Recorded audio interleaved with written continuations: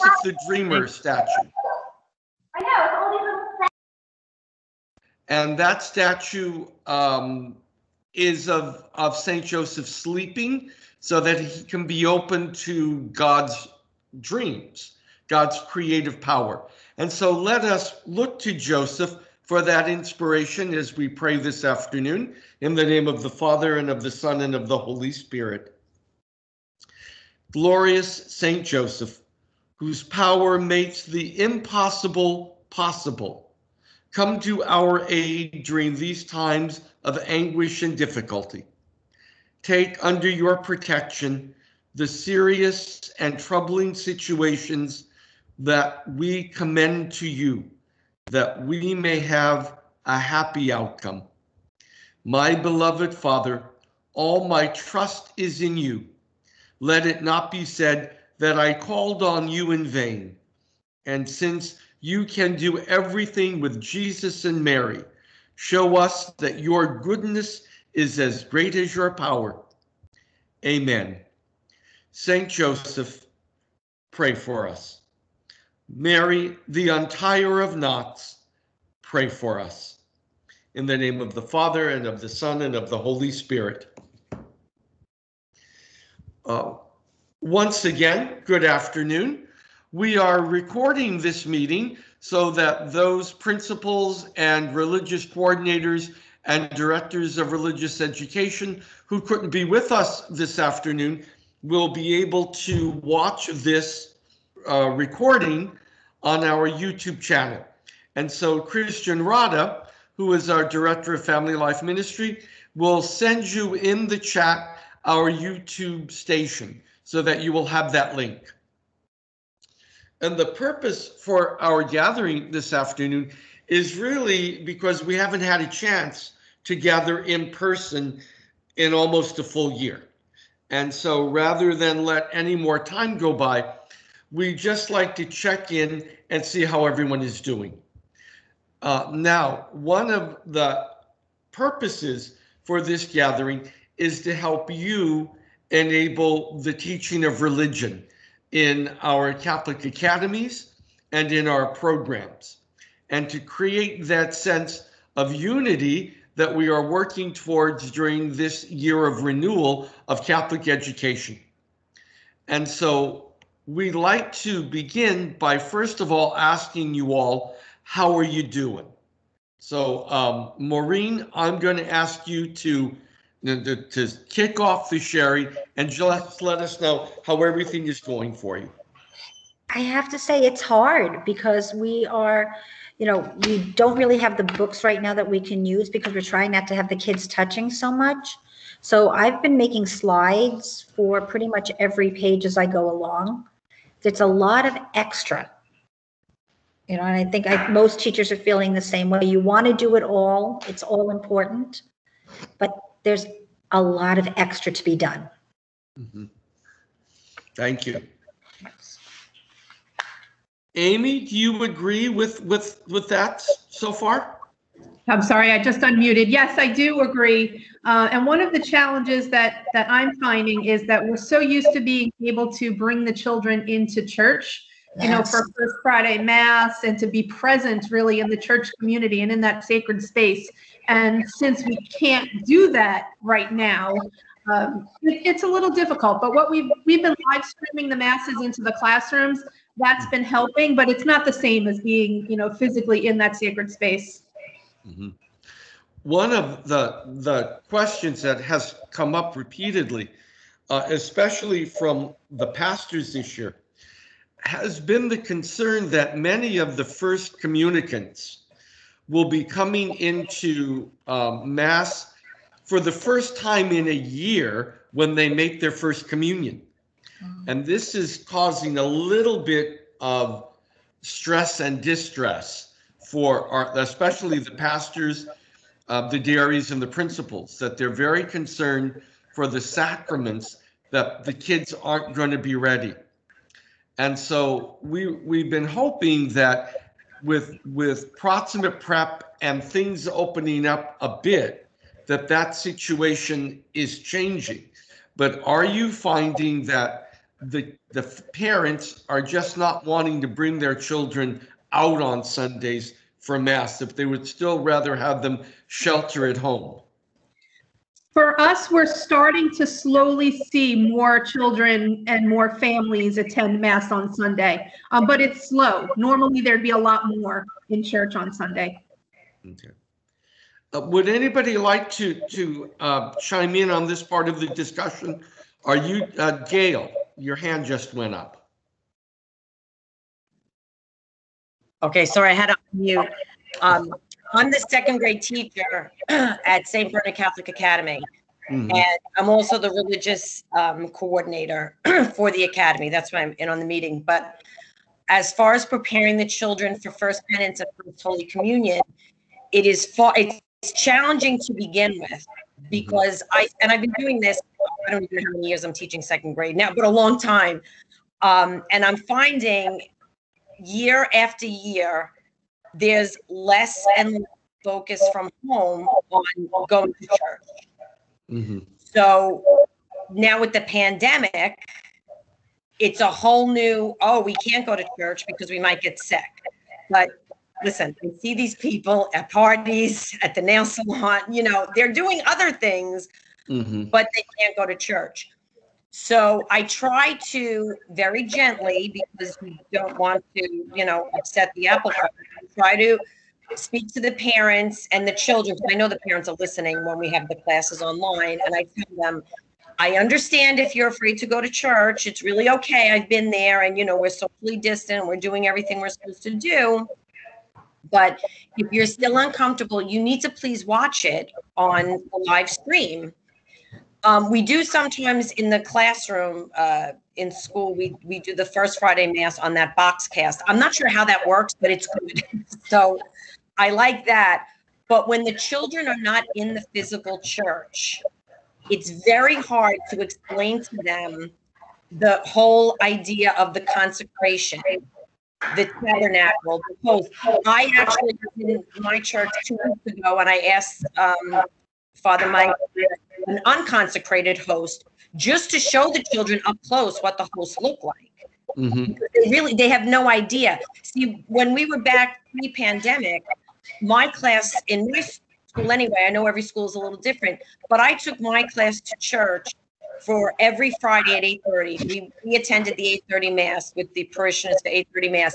And it was wonderful because they were invited into the sanctuary for the Eucharistic prayer, and as well, in the consecration. And then at the sign of peace, we all left to go back to our seats. But because the children were so up close, and because the parents, I know the parents are not taking them Sunday. Some are. I can't say it's all. Some are really good about it. But the children really got a great idea of what was happening and had a better understanding. Mm-hmm. So I really wish we could get back to church. But I will say one thing that I've been doing with my students, because I'm noticing too, I think it's the lack of even praying at home. Because if you're not going to church, let's face it, you're really not saying prayers at home. What I've been doing, refocusing on, almost reteaching them, is blessing themselves. Because I told them, I said, you guys look like you're sending signals to the third base coach. You got your hands all over the place. And so now what I'm focusing on now is really clearly blessing themselves. And I know it might sound trivial but I think now that they're starting to do it the proper way, and they're really thinking about what they're doing, it's helping them, number one, understand the Blessed Trinity a little bit better, and at least preparing them for the proper actions that have to be taken when they're receiving their first penance and their first Holy Communion. So I took up way too much time, and I'm so sorry, but that's where we're at my school. No, thank you, Gail. No, don't worry about that. Thank you so much, because you hit on a really good point. For those of you who are physically close enough from your academy building over to the church, and that varies from campus to campus. I know, Gail, for you, it's actually crossing the street. Right, crossing the street. And that's always nerve-wracking enough without snow. Right. But if you do have like an 8:30 Mass, once a week, bring your second grade over now. He's socially distanced in the benches. They can still go over to the church for that mass. It's not Sunday celebration with their parents, but at least, as you said, they would get that sense of seeing people, hearing the prayers, responding. Because one of the things I found is that you almost need to give the second graders the unconsecrated host to taste before, Oh, because I've absolutely. had kids spit them out back into my Yes. hand saying, I'm not eating Yes. that. That tastes terrible. So the more we can get them used to the taste of the host, that would be really helpful. And that weekday mass, although there are safety concerns, and I'm very aware that even bringing a class over, if you're the sole teacher and you don't have an aide working with you, that is a lot of responsibility. Yeah, I honestly, Father, I don't know that the pastor or the principal would be okay for me to do that at this point with the pandemic. I would Okay. really have to go through. If it was up to me, believe me, I would take them. Mhm. But it's not just my choice, unfortunately. But last Right. year when we did do practice, we did the communion and first penance in September because last year was so nutty. But we did at one of the practices give them the host, so they did have an idea of what they were tasting. Because I know, I agree, every year they kind of have to get a taste for it before they're receiving the consecrated host. Oh, yeah, because I've had them spit out into my hand, and my dilemma, am I going to consume this, or do I ask a parent to consume this now? I mean, Yeah. this is your child. Right, So right. it does get awkward, but those also are the kinds of things we might be able to laugh at in a few years. Maureen, Sheehan, you have a question, please? Yes, so I just wanted to say to Gail, maybe she can talk to her pastor. Father Manuel has been very, very generous in giving his time, and we have a mass every Friday, and it's to keep it socially distant. It's broken up. We have a K through 2 one week, then a 3 to 5 the next, and then a 6 to 8. So at least they're getting into the church and being part of the mass at least once a month. Oh, that's a good idea. You know what? I'm bringing all these ideas back to my powers that be. I just hope they go for it. Mm-hmm. Yeah. Carolyn, you were nodding your head. Is that your experience also?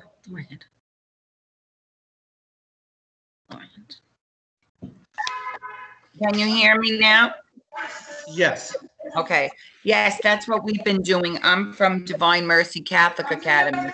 We're very fortunate. We just walk across the schoolyard to the church. Okay. And classes take turns going over to the church, whether mass is happening at 9 o'clock or if someone wants, a teacher wants to take a class over on their own. We're lucky that way. Mm-hmm. And we watch mass live streamed as well. Oh, great. Thank you. You know, one of the things coming up for so we have the concern for first penance, first communion, but also a lot of concerns about the confirmation. Gail, your hand is up. I'm sorry. Unmute, please. I hit it by mistake. I'm sorry. Oh, that's okay. Please don't worry. We're getting a lot of concern about confirmation and how the junior high in general is doing. So Gail, since you hit the button by mistake, why don't you tell us a little bit about your 8th grade and 7th grade? Okay, the 8th grade and 7th grade, it's kind of the same thing. You know, they're not really getting to church. They're older, so it's even harder to get through to them. I haven't really met with those teachers yet as far as the problems or the pros or the cons that they're going through with this. What I was hoping was to get some information from this meeting to bring back to them. So if anyone has any ideas or solutions or you know, anything to contribute, that would be great. Because I know it's as hard as it is with the younger ones. I sometimes think the confirmation age is a little bit more difficult. Mm-hmm. especially during a time when they're not really getting to church as often as they should. A lot of the research, that's immediate research that's being done right now, is indicating that whereas everyone was very concerned at the beginning of the pandemic about the primary levels, in fact, it has been the junior high that has suffered the most. And that the state of Nevada has had 19 suicides so far in their junior high set. So it is, we really are kind of now beginning to focus on that preteen and early teenage years have suffered greatly, and they would be our confirmation population. One of the areas has been service projects, and many places just canceled them, saying we're not doing any more service projects. We here at Holy Trinity went a very different route on those. We designed 10 service projects that can be done either within a small group for those parents who are ready to have their children socially distanced in masks in a small group, or it can be done at home. And they ranged from everything from making cards and collecting Halloween candy for the military troops that we then packaged and sent to that military post office that distributes them, to collecting food for Thanksgiving, collecting clothes, coat drive, sock drive for the homeless. So we did encourage service projects and tied them into the confirmation program more directly.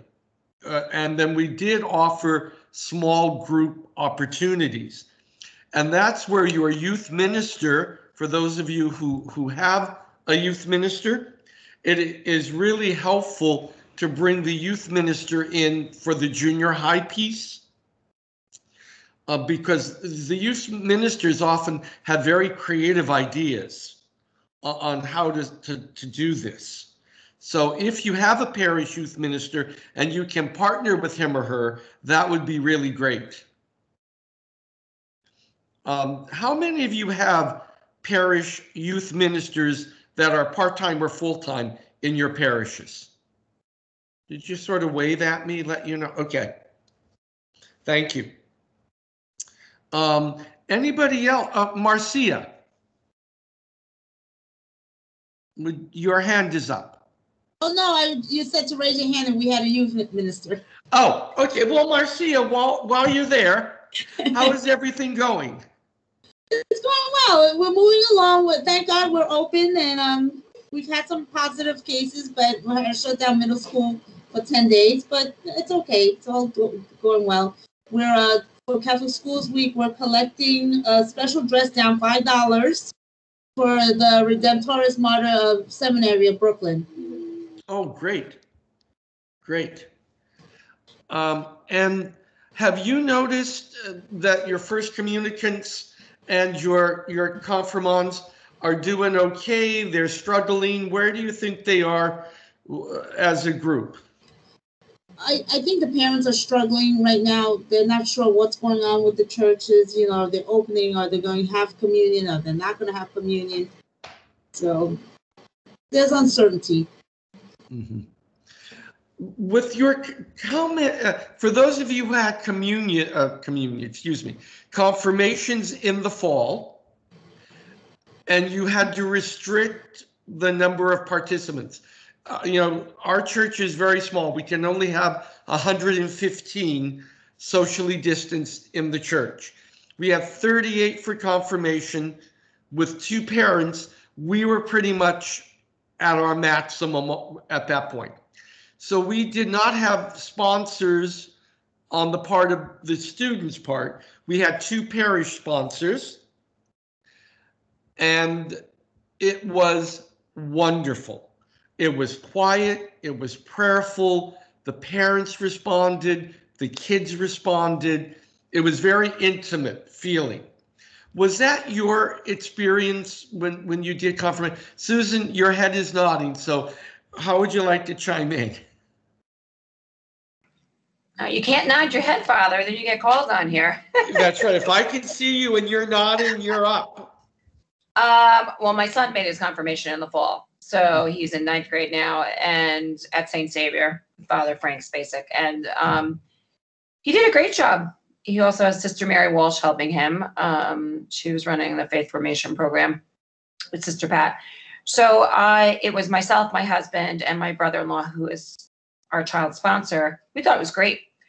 I actually enjoyed it more because it was very, he just did a great job, and he gave a great talk and a great homily. And, you know, I think it was really prayerful, and I really enjoyed it. And I know Father Frank gave an option of September or later in the spring. I just wanted Pierce to make it as close to, you know, the end of 8th grade as possible, so that, you know, he goes to mass. Not that he's going to forget those things, but look, I mean, they're teenagers and it is a tougher time. Father Frank is coming over tomorrow to talk to our 8th graders. Great. And the thing is, a lot of my kids, I know they don't go to church. So going to church here is where they get going to church. But, you know, the kids have done prayer services, and we talk to the kids about it. So Father Frank coming over tomorrow to talk to them about confirmation and expectations and what they know.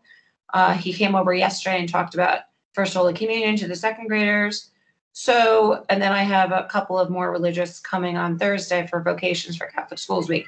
So we've been trying to keep the kids involved with, we're lucky we have a lot of visiting priests that help Father Frank on occasion. And so they're always willing to do a Zoom, which is good. I think the kids, to me, their social and mental and emotional health is super important. And that has to be addressed because these kids are really suffering, you know, especially our older guys. I have two in high school and 2 in college, and I see how it's impacted them. And they come from a very supportive, loving home. And not all my kids have that either. So, yeah, it's, you know, trying to address those needs and, you know, telling them about faith and having faith. And that's been an important talk that I've been having with the kids as well. So, but I'm lucky because Father Frank will come over tomorrow, and then he'll come over next week for the other 8th grade. And we have not entered back into the church.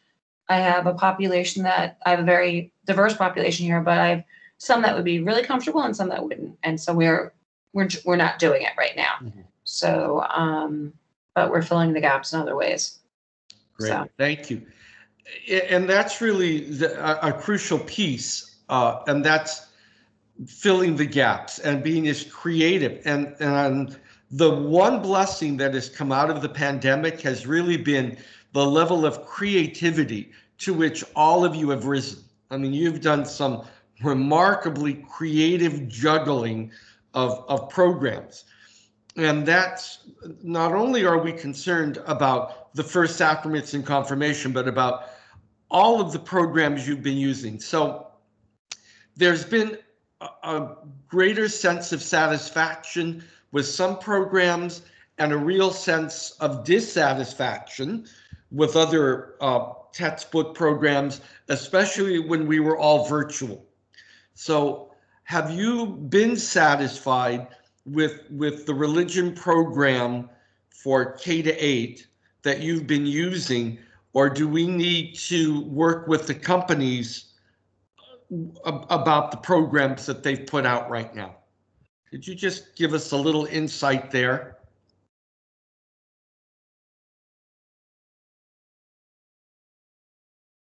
I don't work for any publishing company, so feel free.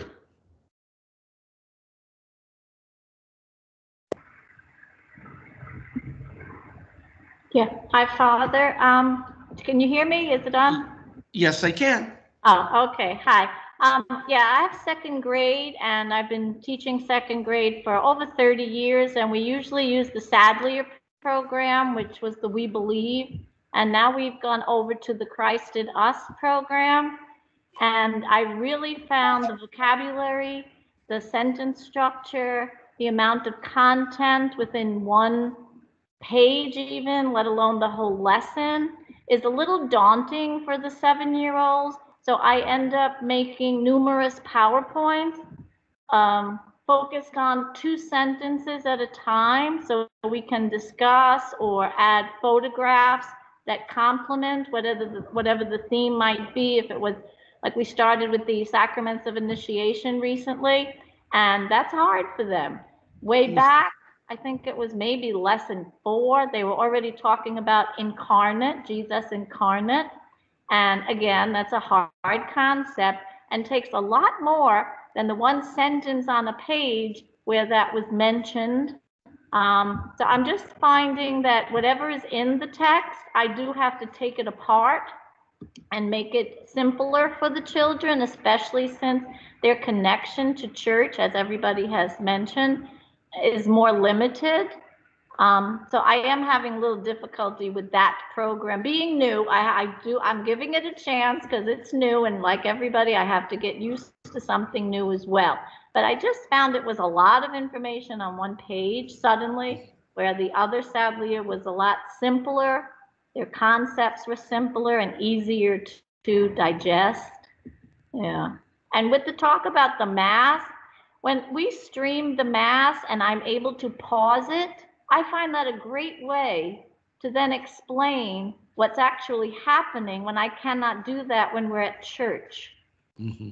So whether it's the beginning where we bless ourselves and say, see, now we're reminding ourselves of our baptism when we first go in and we make the sign of the cross, and to explain what's actually happening at the consecration, I cannot do that when we're present at church. So it's kind of a great thing when the Mass is going on and I can use that opportunity in a sense. Great, thank you. So I don't know if other people have found the Christ in us to be a challenge, but that's me. Has anybody else had a similar experience with Christ in us? Or in whatever program you're using? Gail? Gail, unmute yourself, please.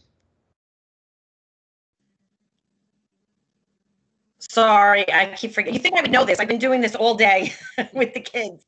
I think her name was Catherine, the woman who was just speaking. I'm trying to keep track of everyone's names. I have to say I agree with everything she said. It is daunting, and I liked her idea of making the PowerPoints and kind of taking it to like 1 or 2 sentences at a time. What's happening with my class, because each class, each year it's a different dynamic. And as she also mentioned, it is new. So like her, I need to give it a chance also. But my class this year, and maybe it's because we haven't really been able to get to church, they ask questions about everything.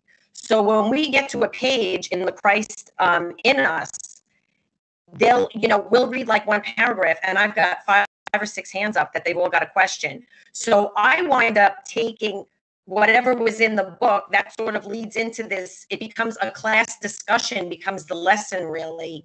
And we talk about all different things, and one question will lead to another question.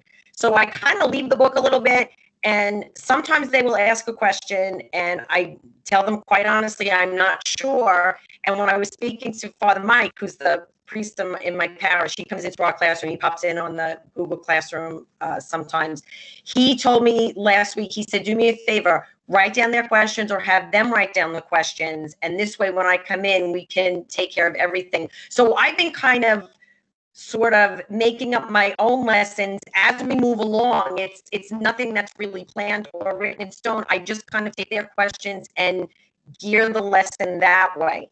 And what I also like to do from that book, they do give some good ideas for activities, which I expand on. Like they do acrostics, like the word grace, and you have to figure out, do a word for G, a word for R, A, C, E, and they make like a little poem or something. And also, we just did sacramentals. I think it was last week. And I had them do little scavenger hunts in their homes to look for. So for the kids who were home that day, they looked for items and they would show a crucifix or a special statue that they had or rosary beads. And then the next day, whoever was home that day, because we do an A-B thing, we do. So the sacramental scavenger hunt, at first they didn't really understand what a sacramental was because it's a big word. It's like Catherine said, the words are a little daunting for them. Sometimes the vocabulary used in that book, I think, is a little a little far, far reaching for them. But I try to bring it down to their level with the class discussion. And this way, everyone's kind of engaged because they're all interested in having their questions answered. There's a hand up. I can't figure out how to get to that hand. It's Robert, Father. Robert has his hand up. So Robert, go ahead, Robert. Thank you.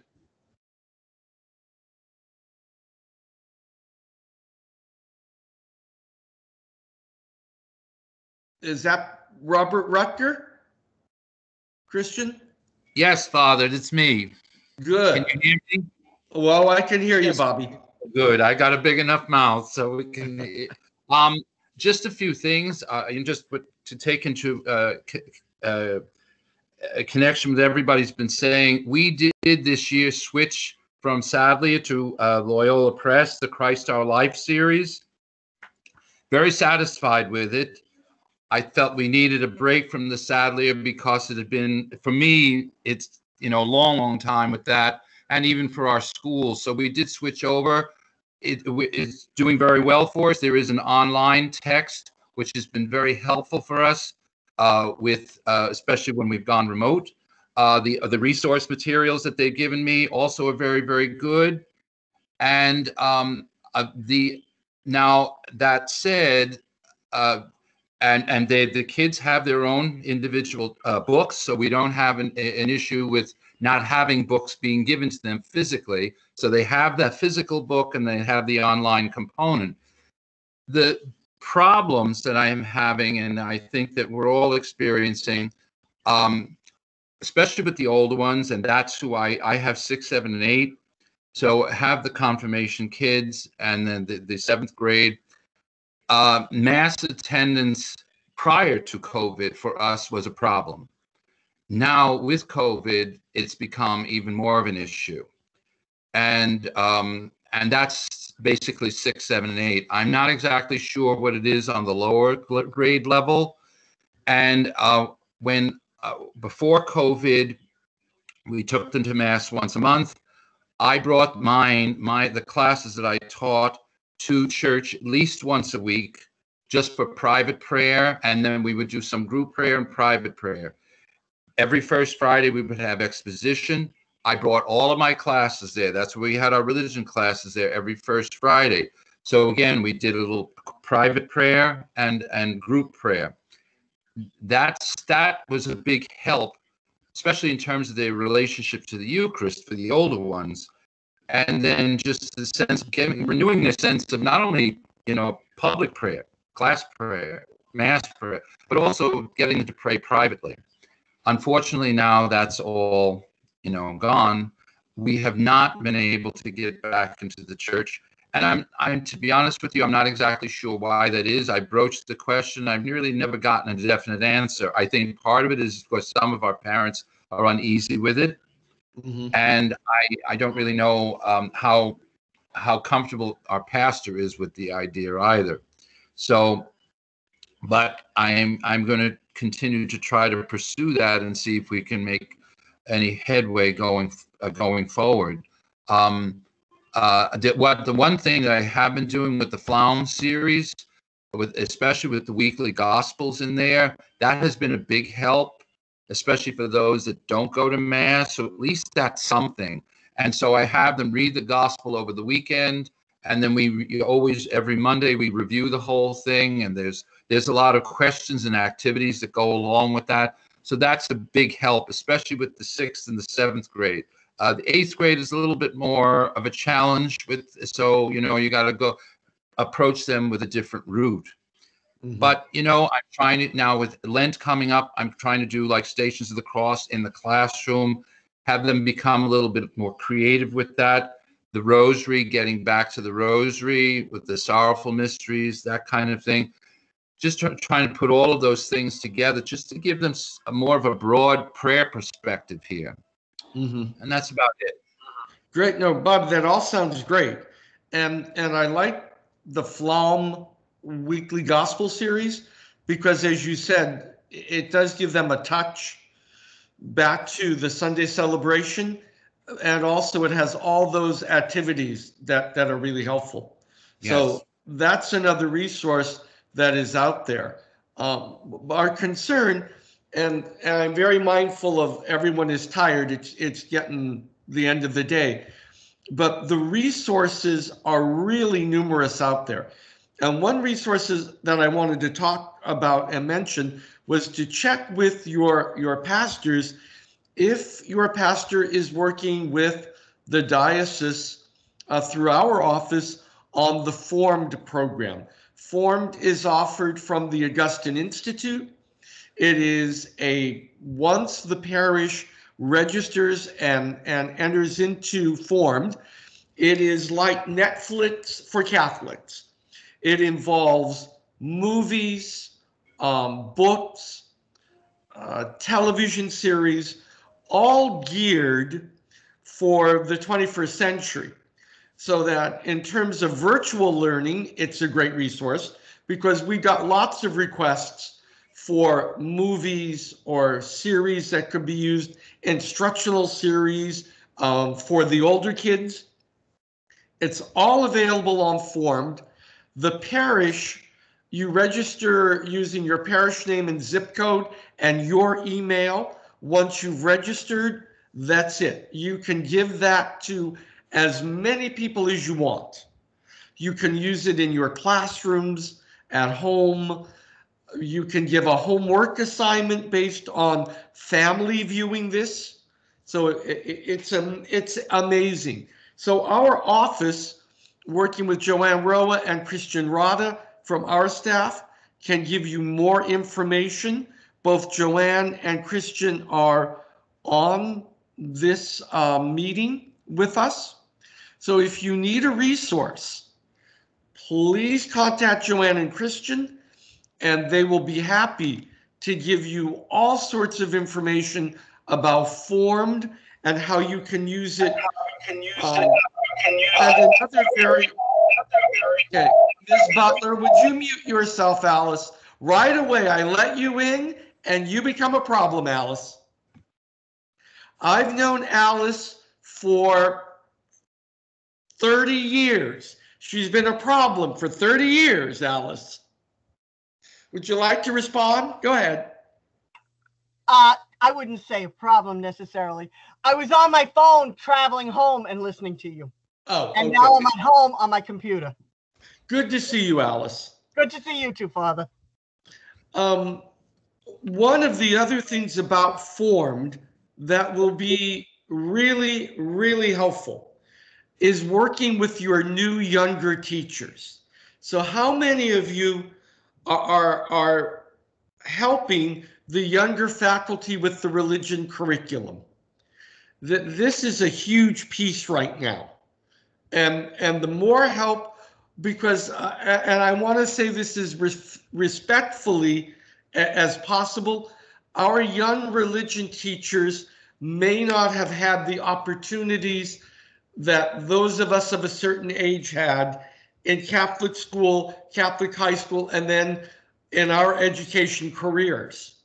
So they may need a lot more help.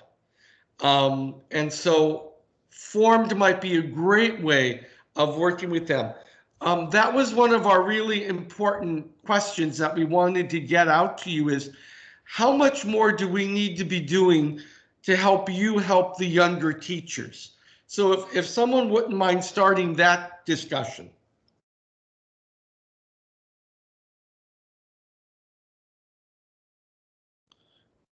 Don't make me call on you. I will do it.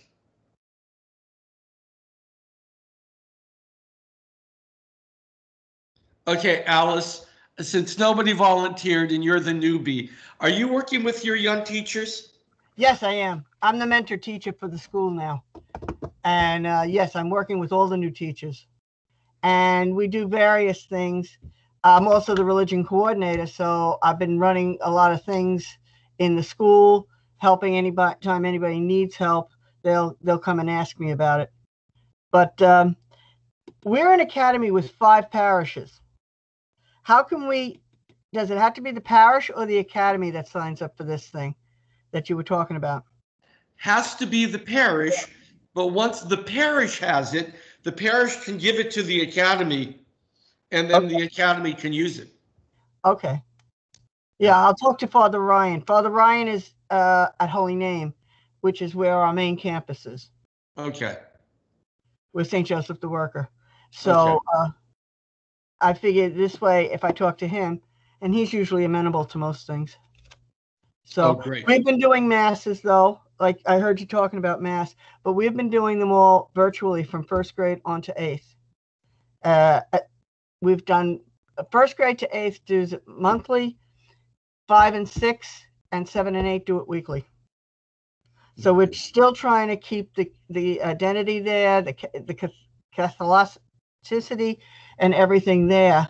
And tomorrow we have 2 priests coming to talk to them for vocations. And but as far as my younger teachers are concerned, they're pretty good. They're really very good. So I'm looking forward to looking at this thing to see if that will help, because you're right, they're all into tech. Mm-hmm. Yeah. Father, do you mind if I chime in a little bit on Formed?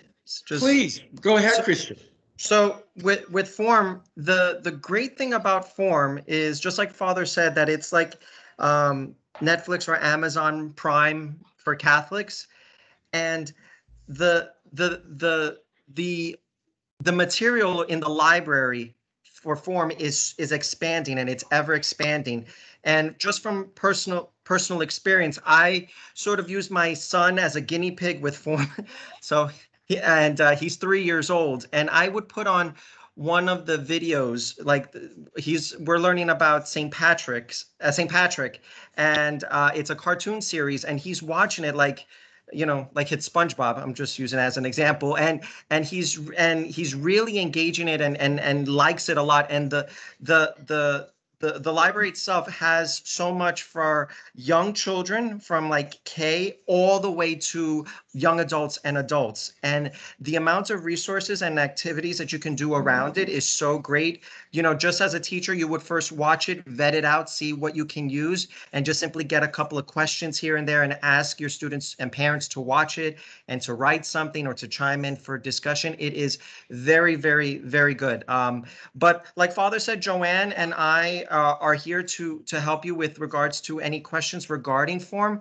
I put in the chat sort of like a flyer that we had for our like introduction to Form, just so you could see like some of the things, but also the website where you could actually look at what is Formed really about. But we're here as a resource for you guys as well, because we know that resources are free resources are limited. So this is one way that the diocese is able to assist you guys in the grassroots, in the classrooms, either in person or remote, where we could actually get the material to the kids, because we know that parents and children, they're on their phones. That's what, and if we can get the information right then and there, it's going to help us in catechizing and evangelization. But so thank you, Father. Yeah, we have a hand up. Please unmute yourself. Go ahead. Yes. Are you saying form without an ED on the end, or formed? Formed. Yeah. Yeah, my Brooklyn accent. Sorry, ED at the end. Oh, that's okay. I'm from Brooklyn. I had a feeling. Okay, thanks. No problem. Father Joe, could I share my screen for a moment, if that's okay? Sure. Okay. So if you can see my screen, this is Formed, just so you can look at it a little bit. And to let you know, this particular program here, The Search, is a great series. It's in English and in Spanish.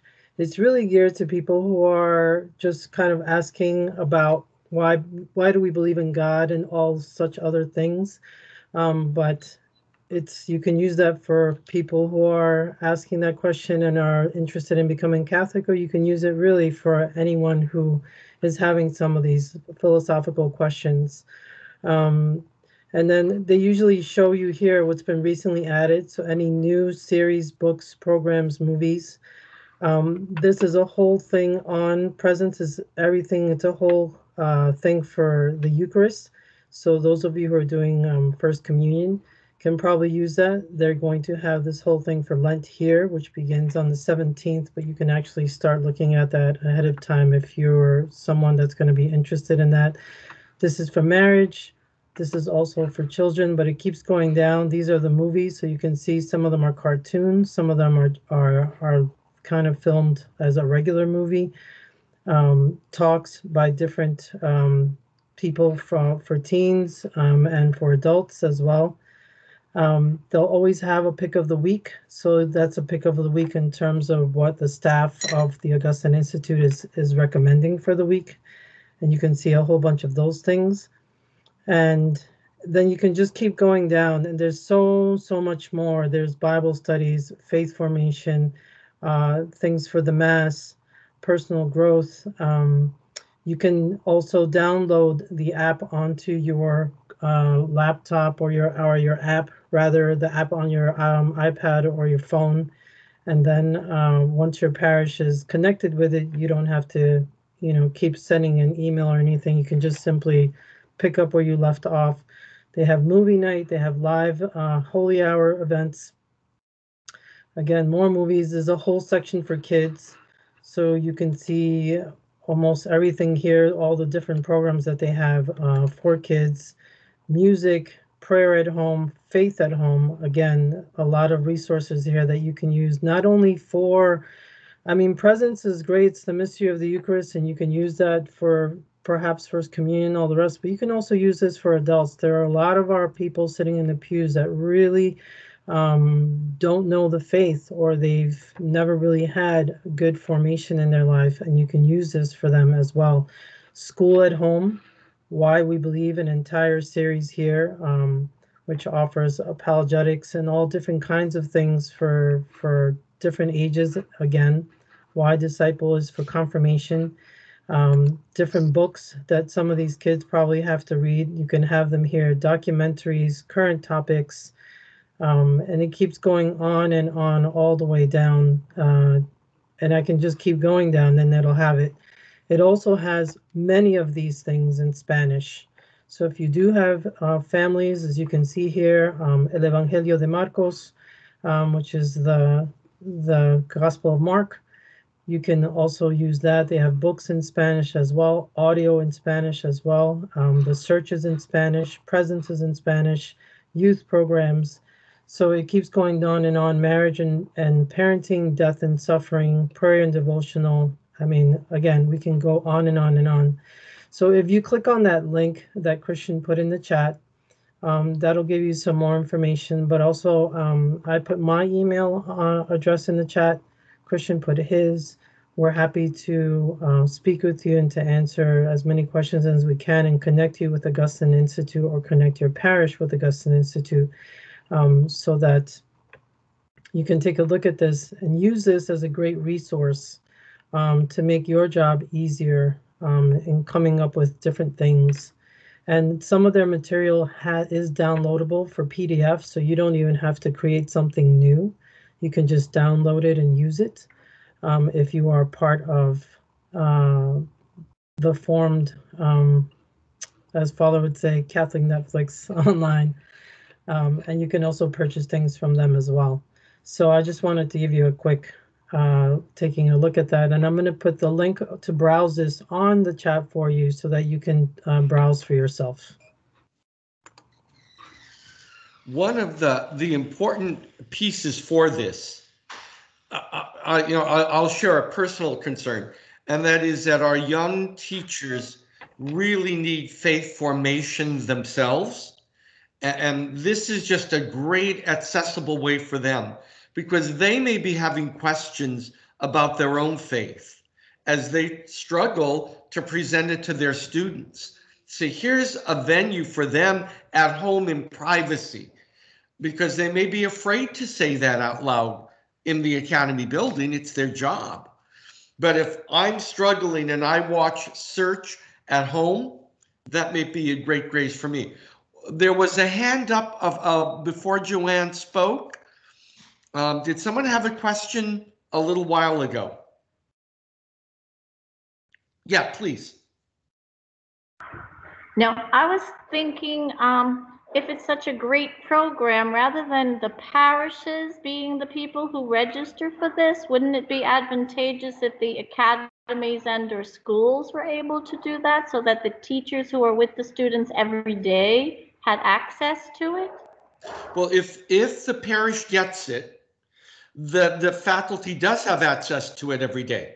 Everyone has access once they register. So once the individual teacher registers with his or her academy email, then that teacher has 24-hour access to it every day. Okay. And is it that the parish is paying for a subscription to this?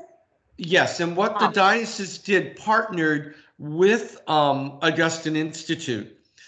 Usually a large parish, and by large that's 800 families or more, it's $2,000 a year.